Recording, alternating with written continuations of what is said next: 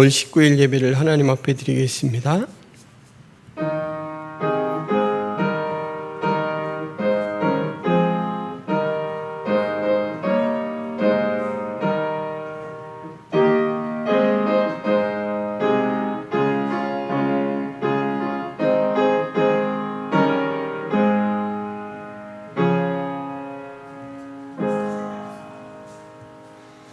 하나님 아버지, 우리를 지극히 사랑하셔서 우리가 알 수 없는 영역까지 우리를 위하여 모든 길을 예비하시고 인도해 주시니 감사합니다.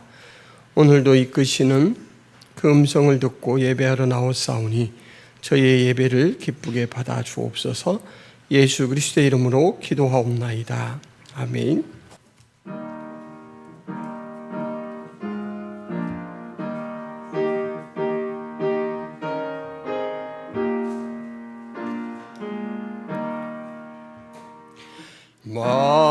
만유의 주제 존귀하신 예수 사람이 되신 하나님 나 사모하여 영원히 섬길 내 영광 되신 주로다. 화려한 동산 무성한 저수목 다 아름답고 묘하나 순전한 예수 더 아름다워 봄 같은 기쁨 주시네. 광명한 해와 명랑한 저 달빛 수많은 별들 빛나나 주 예수 빛은 더 찬란하여 잔비교할 수 없도다. 아멘. 여호와는 나의 빛이요 나의 구원이시니 내가 누구를 두려워하리요.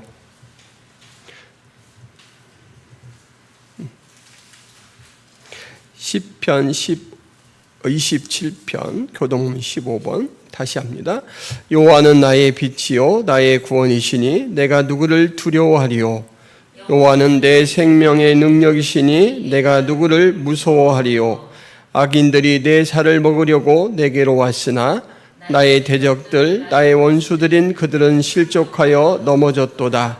군대가 나를 대적하여 진칠지라도 내 마음이 두렵지 아니하며 전쟁이 일어나 나를 치려 할지라도 나는 여전히 태연하리로다. 내가 여호와께 바라는 한 가지 일 그것을 구하리니 곧 내가 내 평생에 여호와의 집에 살면서 여호와의 아름다움을 바라보며 그의 성전에서 사모하는 그것이라.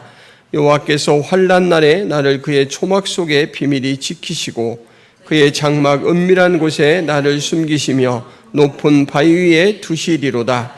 이제 내 머리가 나를 둘러싼 내 원수 위에 들리리니 내가 그의 장막에서 즐거운 제사를 드리겠고 노래하며 여호와를 찬송하리로다. 아멘. 전능하사 천지를 만드신 하나님 아버지를 내가 믿사오며 그 외아들 우리 주 예수 그리스도를 믿사오니 이는 성령으로 잉태하사 동정녀 마리아에게 나시고 본디오 빌라도에게 고난을 받으사 십자가에 못 박혀 죽으시고 장사한 지 사흘 만에 죽은 자 가운데서 다시 살아나시며 하늘에 오르사 전능하신 하나님 우편에 앉아 계시다가 저리로서 산 자와 죽은 자를 심판하러 오시리라. 성령을 믿사오며 거룩한 공회와 성도가 서로 교통하는 곳과 죄를 사하여 주시는 곳과 몸이 다시 사는 것과 영원히 사는 것을 믿사옵나이다. 아멘.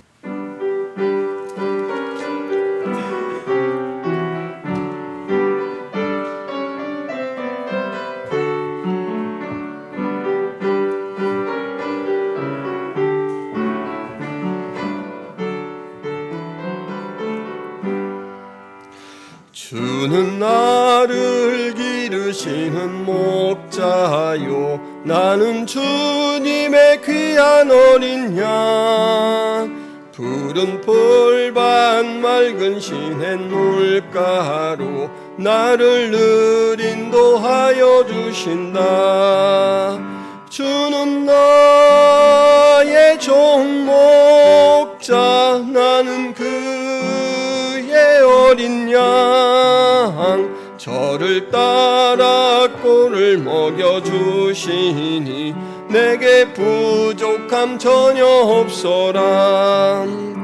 예쁜 새들 노래하는 아침과 노을 비키는 고운 황혼에 사랑하는 나의 목자 음성이 나를 언제나 불러주신다.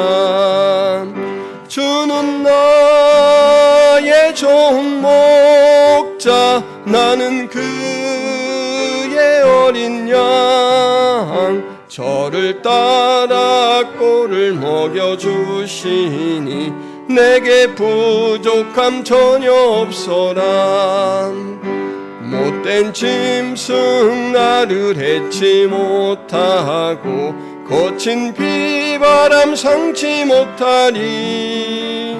나의 주님 강한 손을 펼치사 나를 주야로 지켜주신다. 주는 나의 좋은 목자, 나는 그의 어린 양. 저를 따라 꼴을 먹여주시니 내게 부족함 전혀 없어라. 아멘. 존귀하신 하나님 아버지, 오늘 저희가 주 앞에 예배하러 모였습니다. 우리의 마음을 정돈하고 오직 하나님의 말씀에 주목하게 하시고 성령으로 교통하실 때 우리의 심령이 변화될 수 있도록 도와주옵소서. 우리를 죄에서 구원하시고 매일매일 천국의 소망 가운데 살게 해주신 그 은혜를 날마다 깨닫고 감사하며 찬송과 기쁨 속에 살아갈 수 있도록 도와주옵소서.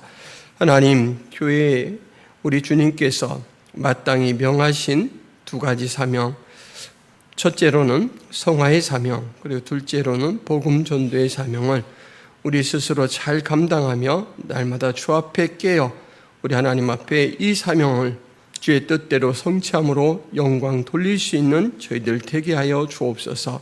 김포 성화교회가 주님의 뜻을 잘 분별하고 행하는 교회 되게 하여 주옵소서. 안으로는 친밀한 성도의 교제가 있게 하여 주옵소서.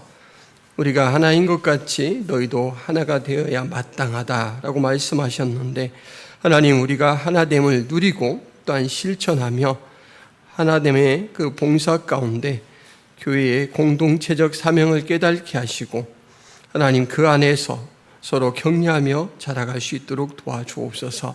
복음이 필요한 곳들, 영혼들 우리 하나님께서 만나게 하시고 찾아가게 하실 때 하나님 기쁨으로 간증하게 하시고 말씀 가운데 초청하게 하여 주시옵소서. 우리가 늘 준비된 마음으로 세상 가운데 나아가 그리스도의 제자의 삶을 살 수 있도록 도와주옵소서. 하나님, 우리가 기도하는 삶을 살기를 원합니다. 우리 자신을 위하여, 교회를 위하여, 또 가까운 가족과 친지들, 그리고 우리 지역 주민들에 대한 영적 필요를 위하여, 또 나라와 세계의 필요를 위하여 날마다 함께 간구하는 삶을 살아갈 수 있도록 도와주옵소서. 특별히 선교사역에 저희들이 기도와 후원과 또 믿음으로 동참하는 삶을 살아갈 수 있도록 도와주옵소서. 매일매일 말씀을 통하여 주님과 가까이 교제하게 하시고 하나님 그 말씀으로 인하여 저희가 하나님께서 베풀어 주신 은혜와 영광을 늘 확인하며 하나님께서 주신 그 귀한 사명들을 하나님 매 순간 선포하고 살아갈 수 있도록 도와주옵소서. 오늘도 우리의 예배를 기쁘게 받아주실 것을 믿사오며 예수 그리스도의 이름으로 기도하옵나이다. 아멘.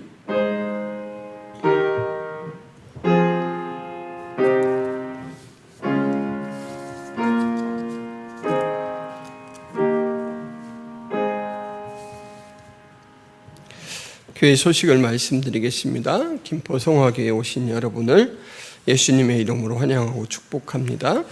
2024년 표어 예수로 충만한 삶, 예수로 충만한 교회에 의해서 계속해서 기도하시고 힘써 주시기를 바랍니다. 오후에는 성경 공부가 있습니다. 그리고 성경 통독을 위한 성경 문제풀이 매주일 나가고 있는데 하루에 한 장씩 읽으시고 말씀의 은혜 가운데 또 잘 풀어서 제출해 주시기를 바랍니다. 전도가 22일, 23일에 있습니다. 그리고 천사 노인 요양원 사역은 이번 주는 쉽니다. 퀼트도 여러 사정상 이번 주는 쉬게 되겠습니다. 후원하는 선교사님, 이길 한마음 선교사님, 김경민 목향이 선교사님 위해서 기도해 주시기를 바랍니다. 김포 성화교회 예배는 유튜브 창에 김포 성화교회를 검색하시면 언제든지 함께 하실 수 있습니다. 이상입니다. 하나님의 말씀은 사도행전 9장 1절부터 9절 말씀입니다.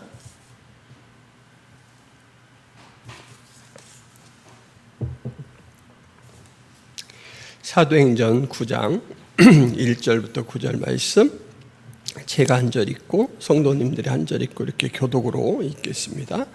사울이 주의 제자들에 대하여 여전히 위협과 살기가 등등하여 대제사장에게 가서 다메섹 여러 회당에 가져갈 공문을 청하니 이는 만일 그도를 따르는 사람을 만나면 남녀를 막론하고 결박하여 예루살렘으로 잡아오려고 함이라.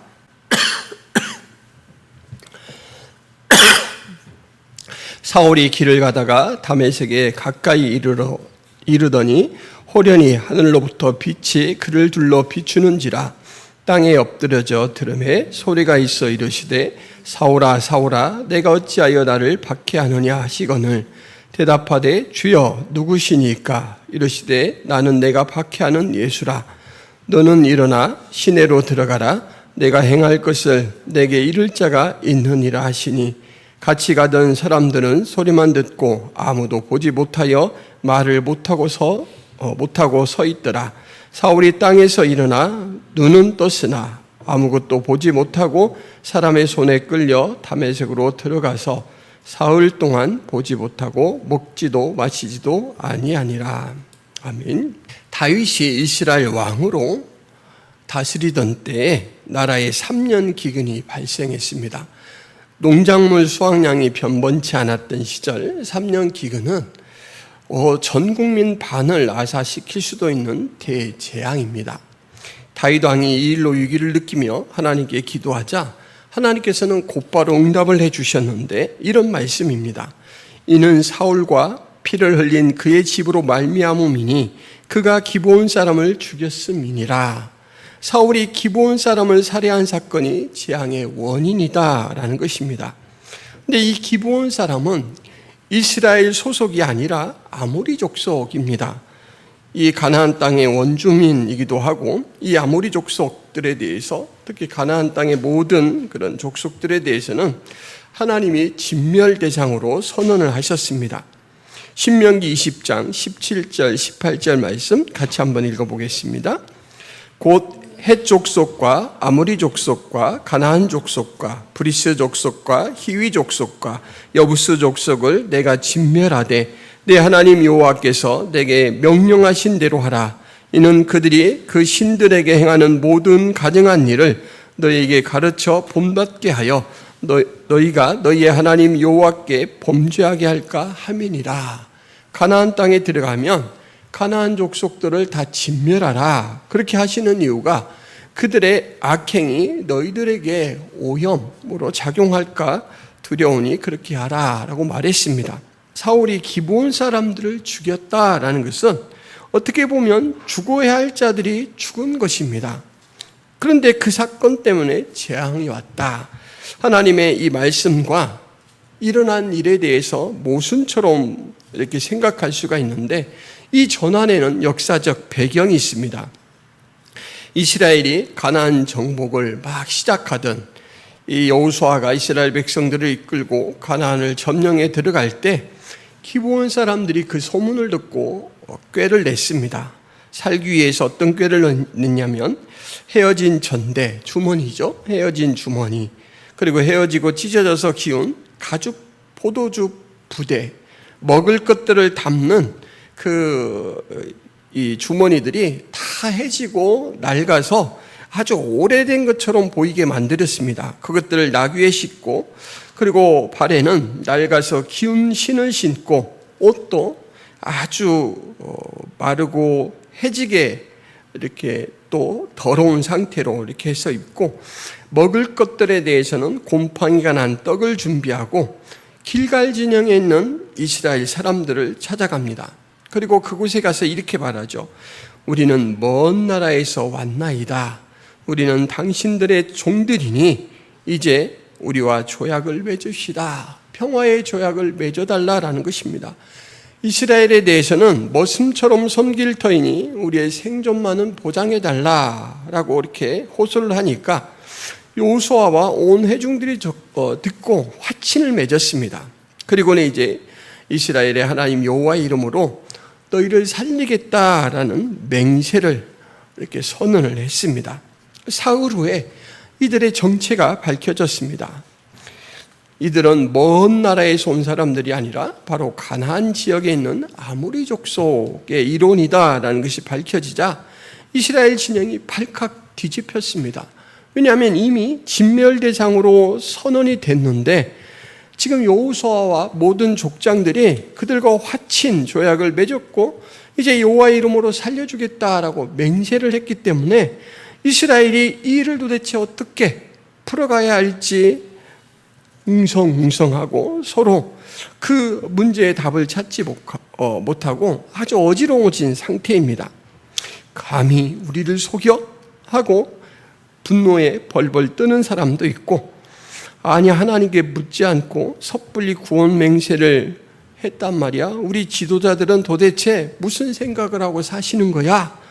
이렇게 이제 여호수아나 족장들에 대한 원망이 쏟아지기도 합니다. 속여서 맺은 계약이니 당장에 이 사기나 마찬가지니까 무효화시켜도 할 말이 없을 것이다. 그래서 이 계약은 무효로 하자. 이렇게 막 여러 여론들이 들끓습니다. 작은 계기라도 주어지면 금방 무슨 일이 터질 것 같은 일촉즉발의 상황으로 치닫습니다. 그때 여호수아와 족장들이 백성들을 말립니다. 우리가 이스라엘의 하나님 여호와로 그들에게 맹세하였은즉 이제 그들을 건드리지 못하리라. 여호수아와 족장들이 백성들을 설득하는 근거의 말씀은 출애굽기 20장 7절 말씀입니다. 너는 내 하나님 여호와의 이름을 망령되게 부르지 말라. 여호와는 그의 이름을 망령되게 부르는 자를 죄 없다 하지 아니하리라. 비록 속아서 조약을 맺었지만 여호와의 이름으로 한 맹세를 지켜야 했기 때문에 기브온 족속은 보존되고 베냐민 지파 영역에 거주하게 되었습니다. 이스라엘의 신앙 순종 때문에 기브온의 이 죽임을 면하고 구명을 받은 것입니다.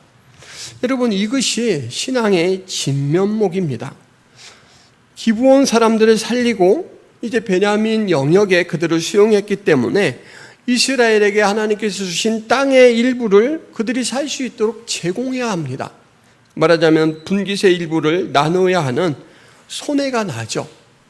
또 하나님께서 일찍이 그들을 진멸하라 라고 명령을 내리셨는데 이제 그 진멸을 완수하지 못했다라는 이 불명예스러운 평가가 대대로 전해질 것입니다. 오늘도 우리가 지금 성경 말씀을 통해서 그러한 실수 때문에 바로 이 기브온 사람들을 진멸하지 않고 보존했구나 라는 걸 확인하지 않습니까? 손해도 그리고 불명예도 감수하지만, 그것도 따르지만 하나님의 영광을 지키기 위해서 마땅히 그것을 감수하는 것, 이것이 신앙의 진면목이다라는 것이죠. 그런데 한참 후에 왕이 된 사울이 이 기브온 사람들을 무참히 살해합니다. 사무엘하 21장 2절 말씀 함께 읽어보시겠습니다. 사울이 이스라엘과 유다 족속을 위하여 열심히 있으므로 그들을 죽이고자 하였더라. 이 말씀에서 사울이 기브온 사람을 살해하는 동기가 은근하게 내비치는데, 여러분 다시 한번 집중해서 이 말씀 읽으면서 그 동기를 한번 찾아보시도록 하겠습니다. 사울이 이스라엘과 유다 족속을 위하여 열심히 있으므로 그들을 죽이고자 하였더라. 왜 죽인다고요? 이스라엘과 유다 족속을 위한 열심이라고 이렇게 표현을 하고 있습니다. 이것이 기브온 주민들의 살해 동기인데, 오늘날 말로 바꾸자면 민족 혈통을 순수하게 보존하겠다, 여호와의 신앙의 순결을 지키겠다라는 그 명분을 앞세워서 기브온을 제거하겠다라는 것입니다. 히틀러가 했던 일과 비슷하죠. 여러분, 이 사울의 열심은 신앙일까요? 신념일까요? 신앙은 어떤 것을 믿고 또 행함에 있어서 그 근거가 무엇이냐면 절대 진리인 하나님의 말씀, 이것이 근거가 될 때 신앙이라고 합니다. 신념은 같이 어떤 사실이나 내용을 믿고 행하는 것에는 같은 내용이지만 그 근거가 자신의 지식이나 경험이라는 것입니다. 자, 사울의 열심은 그 근거가 하나님의 말씀입니까? 아니면 자기 자신의 지식이나 경험 또는 자신의 의도가 바로 그 근거입니까? 오늘 이 말씀에서 드러난 사울의 열심은 이스라엘과 유다 족속을 위한다, 신념입니다. 업적을 만들고 그래서 이스라엘과 유다로부터 인정을 받겠다라는 그 욕망으로부터 시작된 신념이죠. 그래서 조상들이 신앙의 순종 때문에 살린 기브온 사람들을 사울은 자신의 신념 때문에 다시 죽입니다. 여기서 꼭 짚고 넘어가야 할 사안이 있습니다. 사울이 지금 기브온 사람들을 대상으로 살해를 자행하는데, 이것은 기브온 사람들에 대해서 죄를 짓는 것이지만 더 넓은 범위에서는 여호와의 이름으로 맹세한 약속을 위반함으로써 바로 여호와의 이름을 망령되게 만드는 죄를 바로 하나님을 대상으로 짓고 있다라는 것입니다. 그래서 그 죄의 결과로 3년 기근에 심판이 왔다라고 이제 구약 성경에서는 말씀을 하고, 오늘은 세월이 한참 지난 다음에 또 다른 사울이 이스라엘 역사에 등장하는데, 이 사울은 바리새인 청년입니다. 여러분, 청년들은 참 꿈이 많은 시기죠. 그래서 각자 꿈이 있고 청년들은 그 꿈을 위해서 열심히 노력을 하고 추구하는데, 이 사울의 꿈은 좀 남다릅니다. 지금 질서를 어지럽히고 유대교 신앙의 걸림돌이 되는 그리스도인들을 박멸하는 것, 이것이 바로 청년 사울의 인생 목표입니다.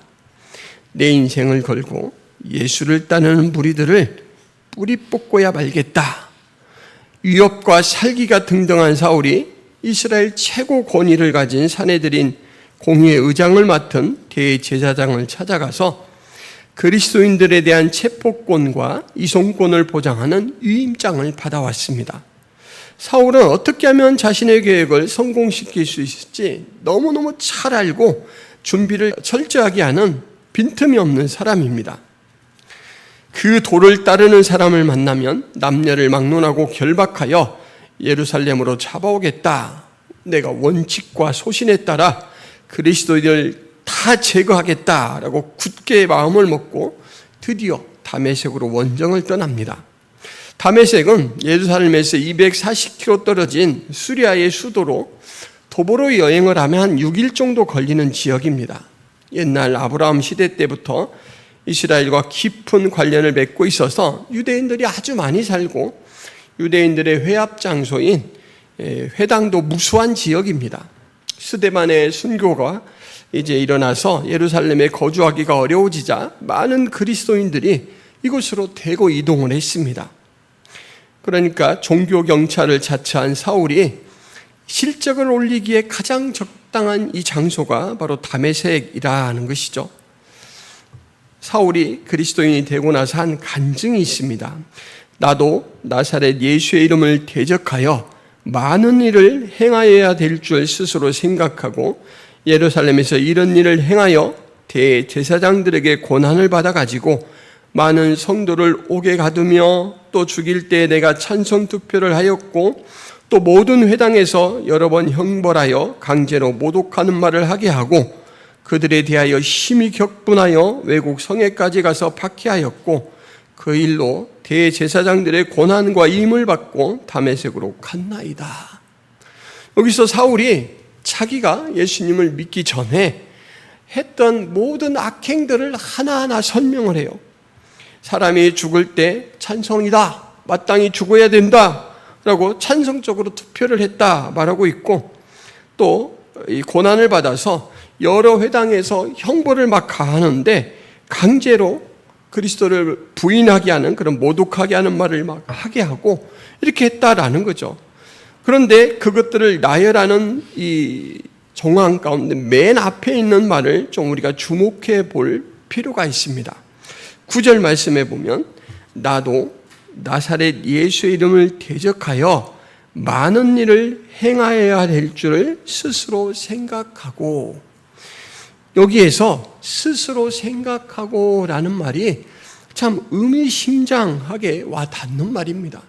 사울이 기브온 사람들을 죽이려고 할 때 이스라엘과 유다를 위하는 열심이라는 바로 주관적인 그런 자기 신념이 근거였다면, 오늘 또 다른 이 역사 가운데 나타난 사울은 스스로 생각하고 똑같이 그리스도인을 죽이려고 시도하는 그 시도의 근거가 무엇이냐면 스스로 생각했다라는 거예요. 그러니까 신앙이 아니고 살아계신 하나님의 말씀, 절대 진리가 아니라 바로 자신의 주관적인 판단에 의해서 그렇게 한 것이다 라고 이렇게 이야기합니다.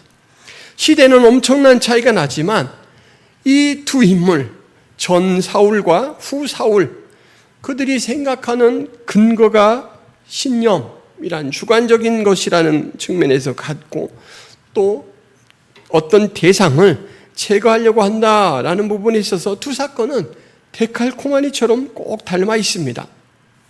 우리도 살아가면서 신념을 신앙으로 굳게 믿고 행할 때가 있습니다. 일제강점기에 신사참배에 대해서 그것은 문화적인 영역의 일이지 신앙의 측면이 아니다라고 많은 목사님들이 신사참배에 대해서 찬성의 투표를 하였습니다. 후에 나중에 그것은 신앙의 영역이었는데 내가 잘못 판단하고 잘못 행하였습니다 라고 회개기도하는 분들이 참 많았습니다. 저는 개인적으로 제가 옛날 화성교회에서 전도팀을 이끌고 아파트 전도를 시행할 때 바로 신앙으로 생각하고 했던 일이 후에 신념이었다라는 것을 발견하는 그런 한 사건이 있었습니다. 장기간 훈련을 마치고 세밀한 계획 가운데 아파트 전도를 시작했습니다. 팀마다 동호수를 배정하여서 이제 전도 대상자들을 접촉하고 관리하고 그렇게 해서 전도를 차근차근 진행해 가는데, 어떤 한 권사님이 개인적으로 그 지역의 전도를 시작하셨습니다.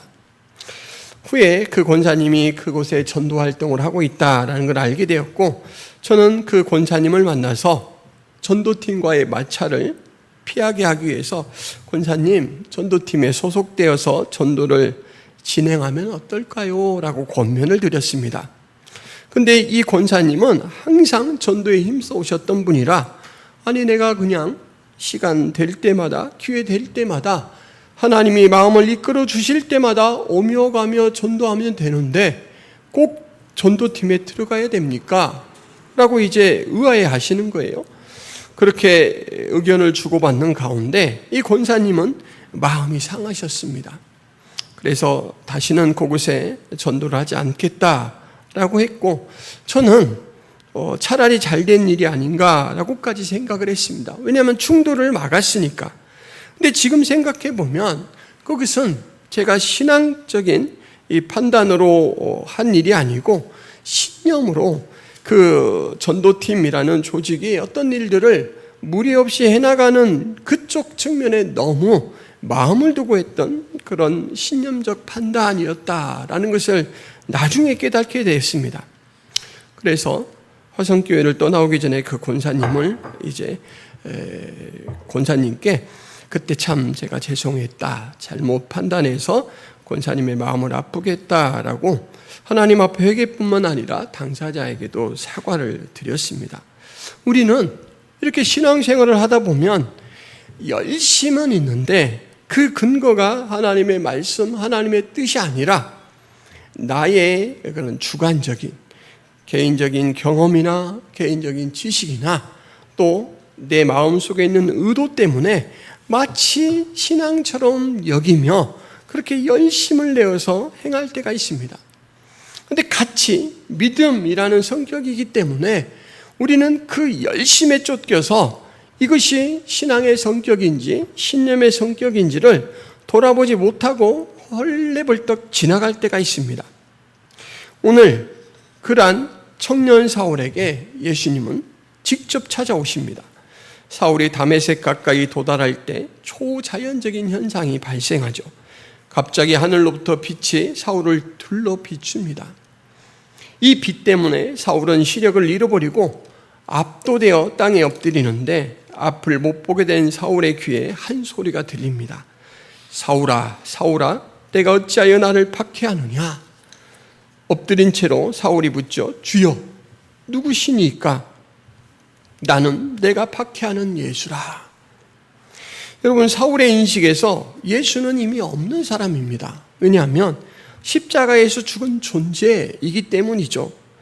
죽은 예수를 들먹여 종교적인 질서를 흐려놓는 그리스도인들, 분명히 잘못했다라고 판단하기 때문에 오늘 그들을 잡아서 박멸하는 것을 인생 목표로 삼고 그들을 잡는 것이 하나님의 영광을 지키는 일이다 라고 생각해서 다메섹까지 원정을 왔는데 예수가 웬 말입니까? 사울은 너무너무 당황했을 것입니다. 그럴 리가 없는데, 예수는 없는데, 예수는 십자가에서 죽고 없는데, 반복해서 되뇌이던 사울의 얼굴이 어느 사이 낯빛으로 변해갑니다. 만약 정말 이 말씀하는 분이 예수님이라면, 이것이 사실이라면 여러분 지금 누가 잘못하고 있는 겁니까? 그리스도인들이 잘못하고 있는 게 아니라 내가 잘못하고 있는 것입니다. 아니, 내가 지금 하나님께 무슨 죄를 저지르고 있는 것인가?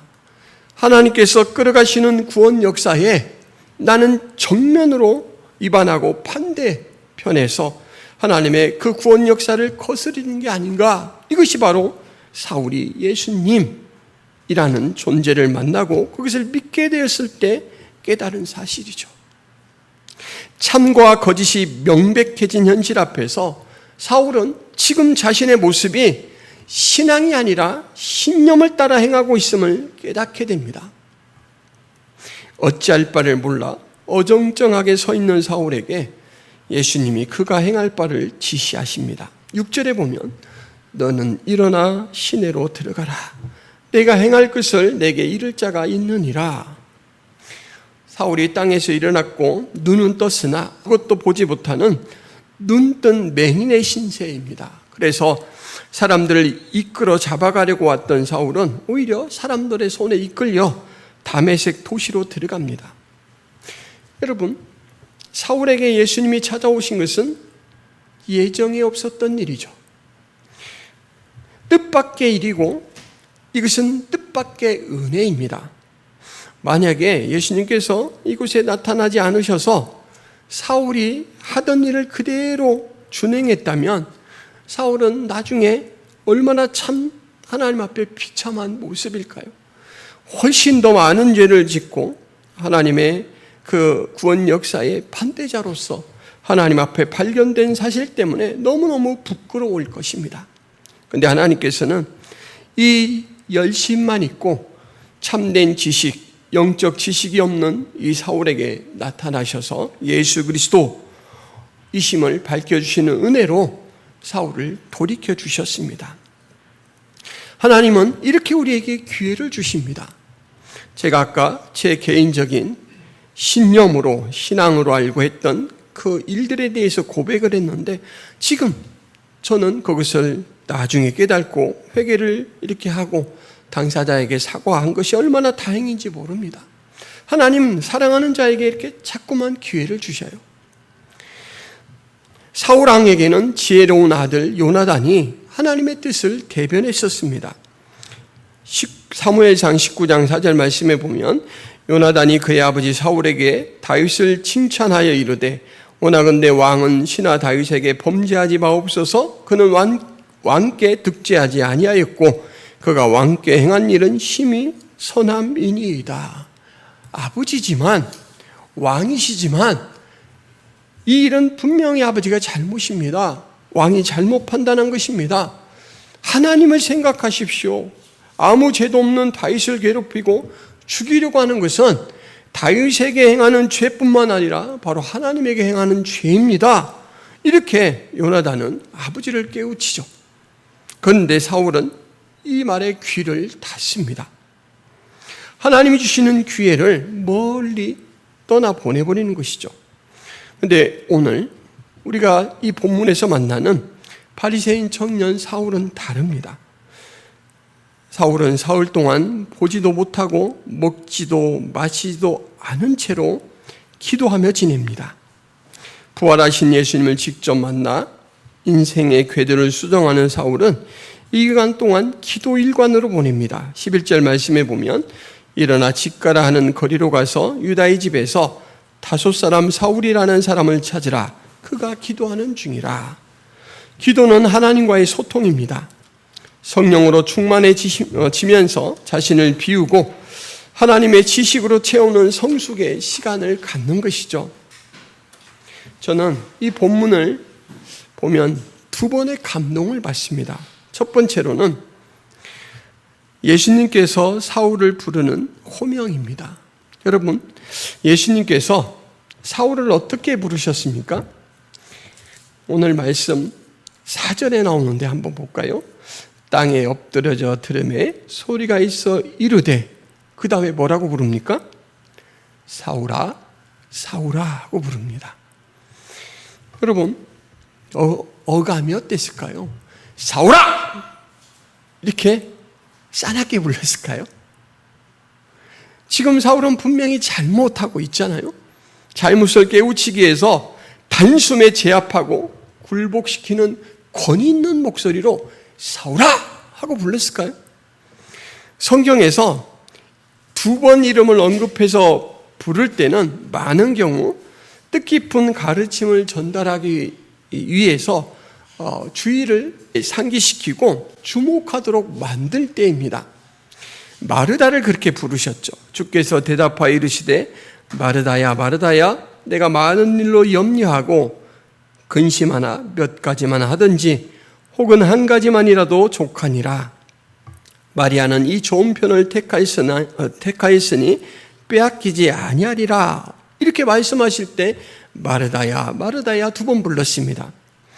또 시몬아 시몬아 보라 사탄이 너희를 밀가부르듯 하려고 요구하였으나 그러나 내가 너를 위하여 내 믿음이 떨어지지 않기를 기도하였노니 너는 돌이킨 후에 내 형제를 굳게 하라.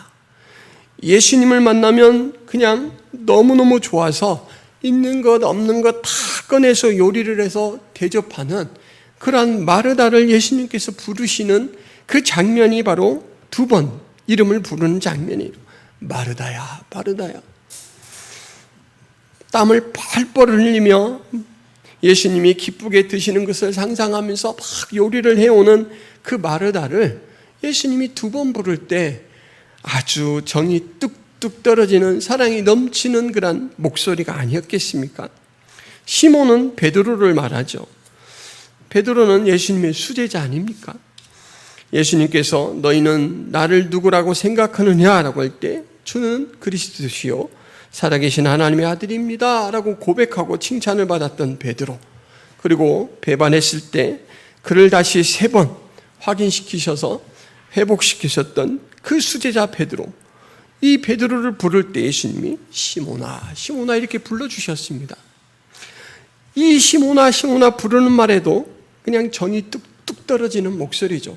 그런데 놀랍게도 지금 예수 그리스도를 믿는 사람들, 바로 그리스도인들을 잡아서 끌고 가려고 이 다메섹에 온 이 사울을 부를 때도 예수님은 사울아 사울아 부릅니다.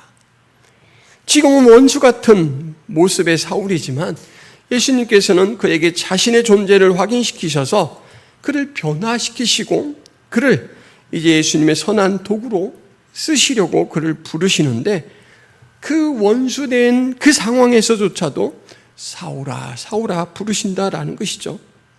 예수님은 굴복이 아니라 설복으로 우리를 변화시키기를 원합니다. 여러분, 굴복은 힘이 모자라서 어쩔 수 없이 하는 복종입니다. 예수님은 이 굴복을 원하셔서 아주 엄중한 태도로 으름장을 놓지 않으셨어요. 그는 설복을 원하셨는데, 설복이라는 것은 알아듣도록 이야기를 해서 다 알아듣고 스스로 수긍하고 자신이 결정하고 자의적으로 능동적으로 태도를 취하는 겁니다. 예수님께서 우리에게 그렇게 다가오셔요. 이 부분 때문에 제가 감동을 받습니다. 저도 역시 그렇게 부름을 받았다라는 것 때문에 예수님을 믿게 된 동일한 은혜의 수혜자입니다. 예수님과 원수가 되었을 때 예수님은 저를 찾아오셨고 두렵고 떨리는 상황을 조성해서 위협하지 않고 협박하지 않고 내가 너를 얼마나 사랑하는 줄 아느냐, 내가 너를 위해서 이 십자가 사역을 준비했고 감당하는 것을 아느냐라고 우리에게 예수님께서 나에게 가진 사랑을 내보이심으로 위협이 아니고 감격하고 감동하고 사랑하게 하셔서 기쁨으로 예수님을 영접하게 만드셨습니다. 여러분 또한 그렇지 않습니까? 그래서 이 사울도 일평생 빚진 자 심정으로 예수님에 대해서는 늘 감사와 복음을 다루는 데 있어서는 늘 기쁨 속에서 선교 활동을 할 수 있었고, 그것이 그의 원동력처럼 늘 작용하였습니다.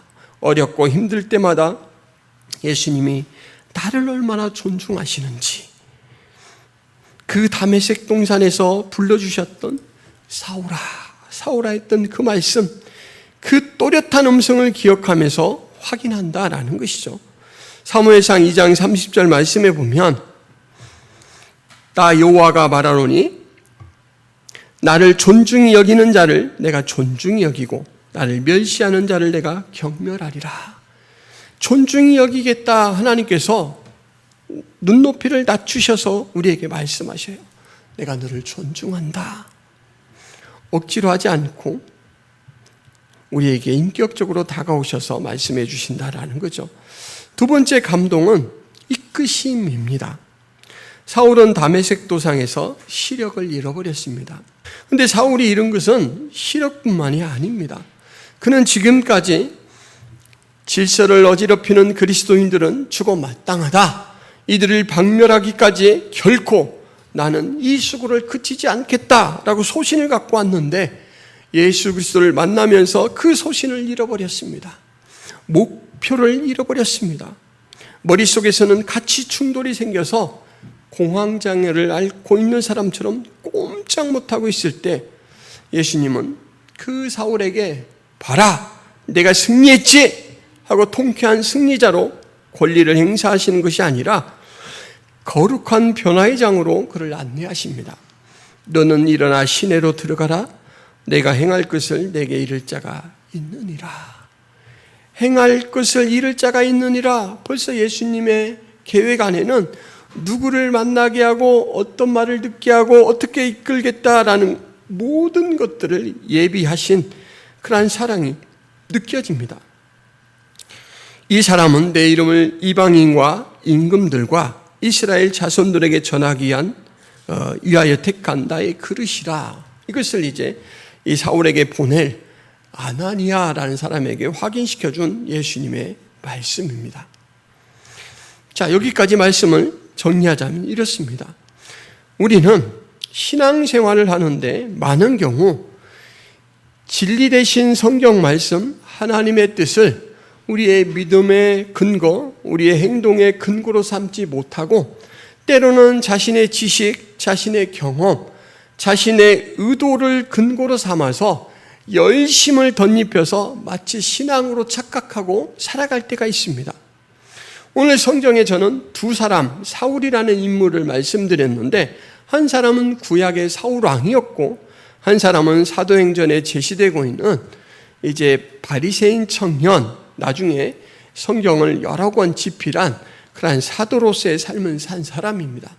그들이 하나님의 뜻을 진정으로 깨닫기 전에 그리고 예수 그리스도를 인격적으로 만나기 전에는 그 신념에 준해서 생활하면서 오히려 하나님의 뜻에 반하는 행동을 하고 있었다라는 것이죠.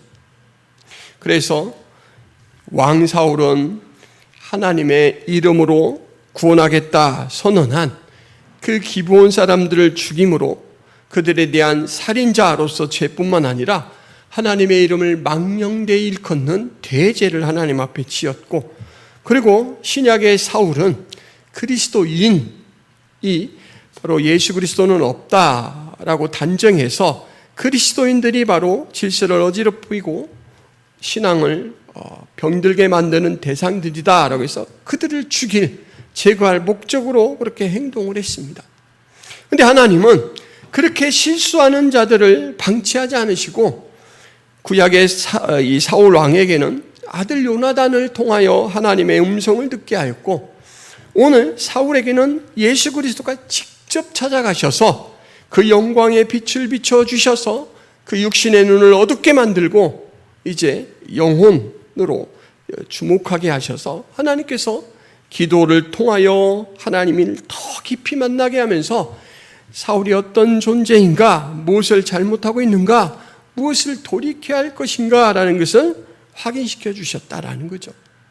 그리고 제가 이 두 번째 사울을 만나는 예수님의 모습 속에서 예수님은 원수같이 행동하는 우리 그 때조차도 사랑의 음성으로 다가오신다. 그것을 사울아, 사울아 부르시는 이 두 번 호명을 가지고 말씀을 드렸고, 또 하나는 길 잃고 헤매는 그 목적도 소신도 모든 것들 같이 충돌이 일어나서 판단력도 상실한 그에게 분명한 진리의 길로 제시하고 인도하신다라는 것이죠.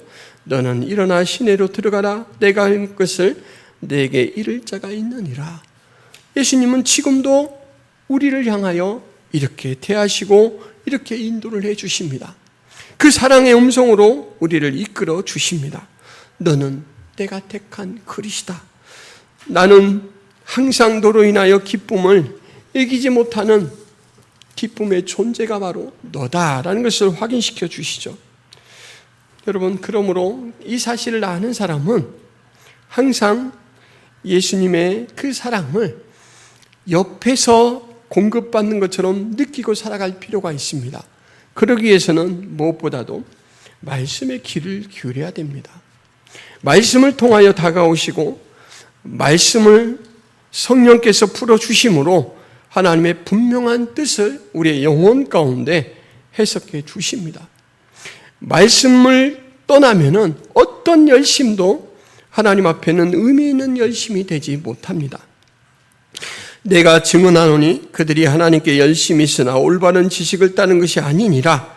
하나님의 의를 모르고 자기 의를 세우려고 힘써 하나님의 의에 복종하지 아니하였느니라. 로마서 말씀을 바울이 한 말씀인데, 이 말씀을 보면 있는 것과 없는 것을 분명히 나눕니다. 하나님께 열심이 있다라고 해요. 열심은 있다. 그러나 올바른 지식이 없다. 그래서 하나님의 의도 모르고 하나님의 의를 세울 수도 없다라는 것이죠. 말씀이 기준이 되지 못하면 그 어떤 것도 우리는 하나님 앞에 의미 있는 것들을 만들지 못한다라는 것이죠. 말씀이 따로 놀면 여러분, 이것은 우리의 성장을 위한 것으로 작용하지 못하고 남들에게 과시하는 과시형 신앙밖에 되지 못합니다. 이 사실을 예수님이 경고하셨죠. 마태복음 23장 2절에서 4절 말씀, 서기관들과 바리새인들이 모세의 자리에 앉았으니 그러므로 무엇이든지 그들이 말하는 바는 행하고 지키되 그들이 하는 행위는 본받지 말라. 그들은 말만 하고 행하지 아니하며 또 무거운 짐을 묶어 사람의 어깨에 지우되 자기는 이것을 한 손가락으로도 움직이려 하지 아니하며, 이렇게 경고를 합니다. 신념이 아니라 신앙으로 살려면 말씀이 우리의 모든 믿음의 근거, 생각의 판단의 근거가 돼야 되고 행동의 축이 돼야 된다라는 말씀을 드렸고, 근데 그 말씀이 그냥 메마른 지식으로 그치면 과시형 신앙으로 끝나기 쉽고, 그 말씀을 통하여 우리는 인격적이신 하나님을 만나야 된다. 오늘 사울의 이 사건으로 말하자면 예수님을 만나야 된다라는 말씀으로 이 오늘 설교를 마무리하려고 합니다. 여러분, 말씀을 늘 가까이 하고 말씀을 주목하시되 그 말씀이 내 영혼에 들려지도록, 내가 내 고집 속에서 말씀을 이용하는 자가 아니라 내가 말씀에 녹아드는 자, 그래서 말씀에 부딪혀서 깨어지는 자, 말씀을 통하여 눈물의 이 회개를 드리고 말씀을 통하여 다시 신앙의 다짐을 하고 말씀을 통하여 하나님, 제가 다시 충성하는 삶을 살겠습니다, 이렇게 행할 때 나를 찾아오신 예수 그리스도로 인하여 우리가 날마다 변화되어 간다라는 것입니다.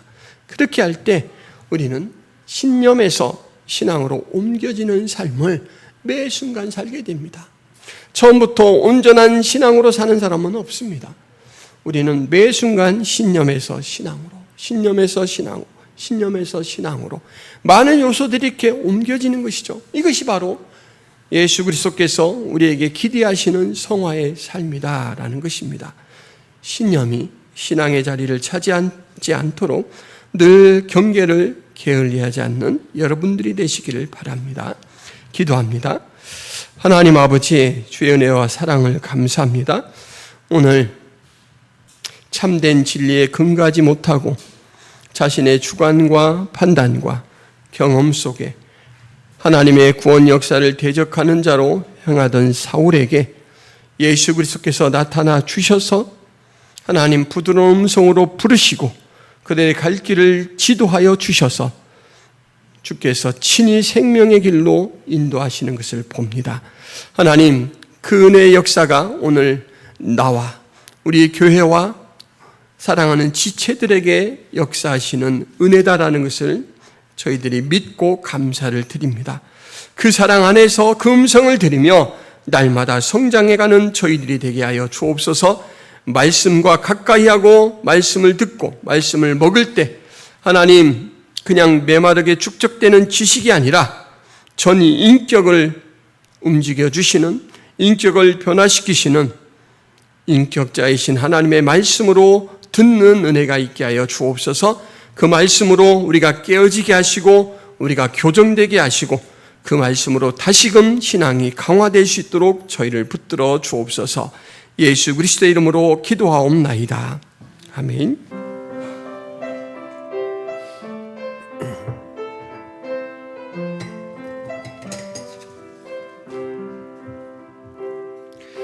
주님 다시 오실 때까지 나는 이 길을 가리라. 좁은 길 나의 십자가 지고 나의 가는 이 길 끝에서 나는 주님을 보리라. 영광의 내 주님 나를 맞아주시리. 주님 다시 오실 때까지 나는 일어나 달려가리라. 주의 영광 온 땅 덮을 때 나는 일어나 노래하리. 내 사모하는 주님 온 세상 구주시라. 내 사모하는 주님 영광의 왕이시라. 내 사모하는 주님 온 세상 구주시라. 내 사모하는 주님 영광의 왕이시라. 하나님, 매 순간 찾아오시고 매 순간 동행하시며 매 순간 저희에게 생명을 공급하시고 저희의 삶을 지도해 주시는 은혜를 감사합니다. 오늘도 그 은혜 속에 살아가고 있음을 하나님이 공급해 주신 여러 가지 것들 감사로 고백하고 찬송으로 영광 돌리며 우리 하나님 앞에 이 믿음을 따라 행하오니 우리 하나님께서 받아 주옵소서. 특별히 헌금을 구별하여 주 앞에 드립니다. 드리는 마음과 손길을 축복하여 주옵소서. 여전히 하나님의 은혜로 살아갈 수 있도록 풍족히 채워 주옵시고 하나님께서 공급하신 것을 하나님의 영광을 위하여 사용할 수 있는 지혜도 주옵소서. 하나님 이것을 사용하며 교회의 덕을 세우게 하시고 많은 사람들을 유익하게 하는 저희들이 되게 하여 주옵소서. 이제는 예수 그리스도의 은혜와 하나님 아버지의 크신 사랑과 성령 하나님의 가마 교통의 역사가 김포성화교회 모든 성도들 머리 위에 하나님 백성들 머리 위에 이제부터 영원토록 함께 있을지어다. 아멘.